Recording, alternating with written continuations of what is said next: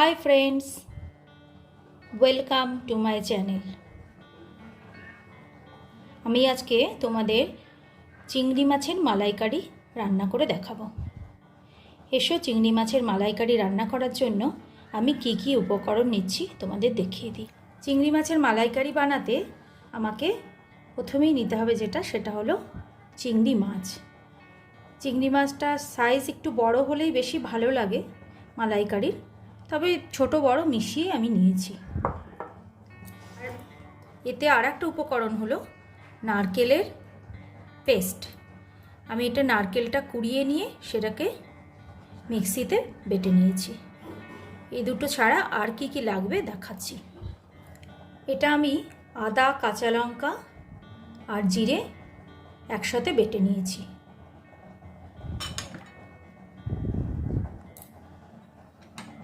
এটা হলুদ, লবণ নিয়েছি, চিনি নিয়েছি, কাশ্মীরি লঙ্কার গুঁড়ো নিয়েছি, সর্ষের তেল। এই প্রিপারেশনটা সর্ষের তেল মাস্ট। মালাইকারি সর্ষের তেল ছাড়া রান্না করলে মালাইকারির টেস্টই ঠিকমতো আনা যাবে না। আর নিয়েছি গরম মশলার গুঁড়ো, এতে এলাচ আর দারচিনি গুঁড়ো করে আছে। খুব বেশি উপকরণের প্রয়োজন নেই, এই উপকরণ দিয়ে আমরা মালাইকারিটা তৈরি করে নেব। এসো এবার কিভাবে বানাচ্ছি সেটা দেখাই। চিংড়ি মাছের মালাইকারিতে প্রথমে চিংড়ি মাছটা আমাকে কিছু উপকরণ দিয়ে ম্যারিনেট করে নিতে হবে। প্রথমে আমি এতে নারকেল বাটাটা দিয়ে দিলাম।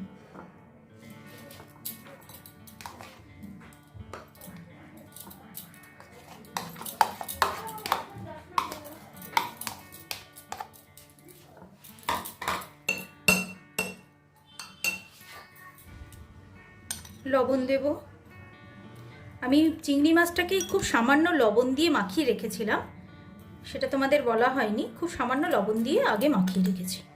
এবার এই রান্নার জন্য যে পরিমাণ লবণের দরকার মোটামুটি সেটা দিয়ে দিলাম, আর একটু লাগলে সেটা পরে দেখে দেওয়া যাবে।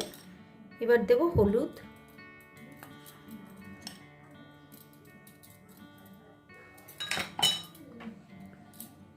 কাশ্মীরি লঙ্কার গুঁড়োটা আমি খুবই সামান্য দেব,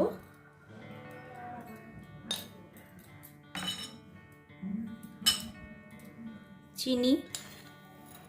এতে চিনিটা একটু ভালো করে দিতে হবে, মানে মোটামুটি মিষ্টি মিষ্টি টেস্টেই এটা বেশি ভালো লাগে, তবে তার মধ্যে যারা যেমন খেতে ভালোবাসো সেরকম যাবে।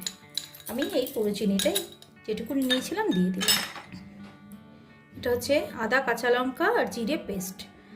এতে ধরো এই 2 কড় মাপের আদার টুকরো নিয়েছি, লঙ্কা চারখানা কাঁচা লঙ্কা নিয়েছি, আর 1 টেবিল চামচ জিরে, গোটা জিরে নিয়ে আমি এটাকে পেস্ট করে নিয়েছি একসাথে। এটা দিয়ে দেব। কাঁচা তেল দেব। কাঁচা তেলটা বেশ দিতে হবে, 2-3 চামচ মতো দিলাম। এবার এগুলো ভালো করে মাখিয়ে দেব।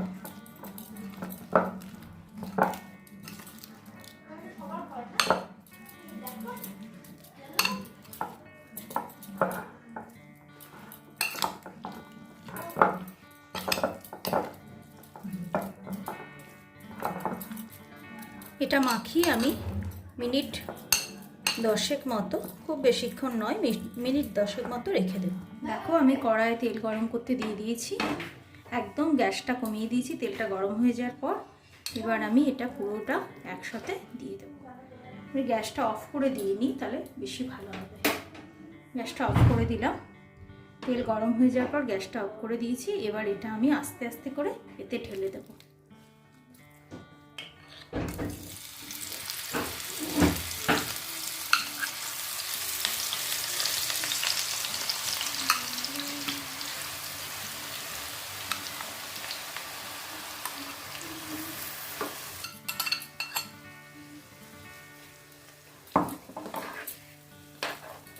দেখো এটা পুরোটা সমান করে দিই। তোমরা যদি কেউ মনে করো যে চিংড়ি মাছটা ভেজে নিয়ে করবে সেটাতেও করতে পারো, তা না হলে এটা তো পুরোটাই ভাপে সেদ্ধ হবে, এবং তেল, পর্যাপ্ত পরিমাণে তেল দেওয়া আছে।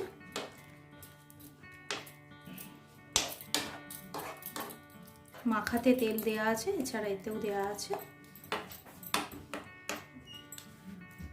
এবার ঢাকনাটা দিয়ে দিয়েছি, এবার আমি গ্যাসটা জ্বালাবো।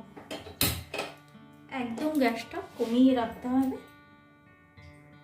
যেহেতু কড়াইটা আগে গরম হয়েই গিয়েছে, গ্যাসটা একদম কমিয়ে দিই। এইভাবে মিনিট 15 মতন থাকার পরে আমি চিংড়ি মাছগুলো উল্টে দেবো। দেখো প্রায় মিনিট 15 হয়ে গেছে, এটা এই অবস্থা হয়েছে। এবার এগুলো চিংড়ি মাছগুলো আমি উল্টে দেবো।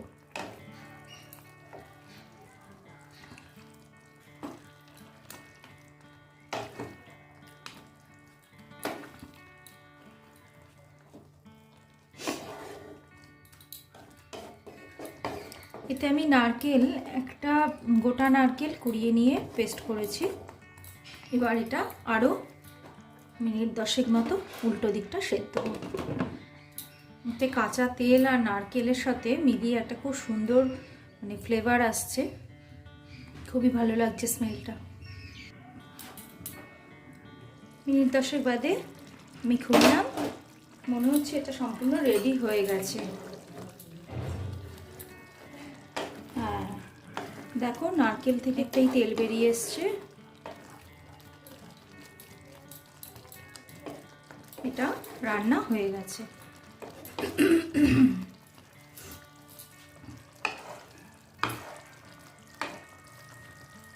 এবার এতে আমি আর একদম সামান্য একটুখানি কাঁচা তেল দিয়ে দেবো। অল্প একটু কাঁচা তেল রেখেছিলাম, সেটা দিয়ে দিলাম।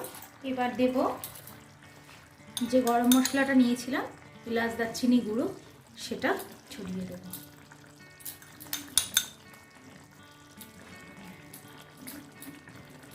আমার চিংড়ি মাছের মালাইকারি রান্না করা একদম রেডি। এটা খুব কম খাটনির রান্না, মোটামুটি মানে রান্নাটা করার সময় বেশি পরিশ্রম কিছু করার নেই।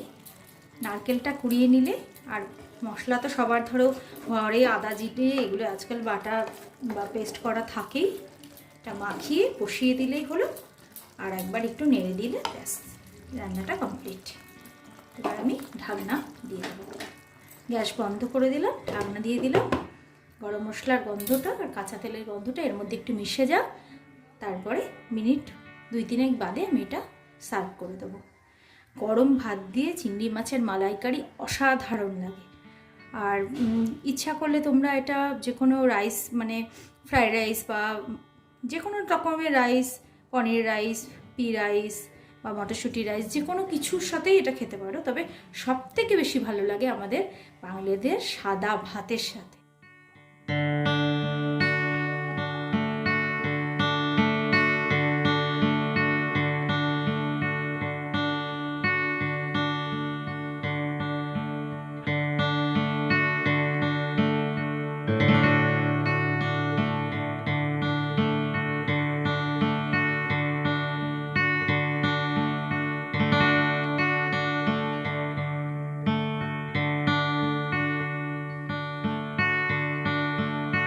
আমার চিংড়ি মাছের মালাইকারি তৈরি হয়ে গেছে।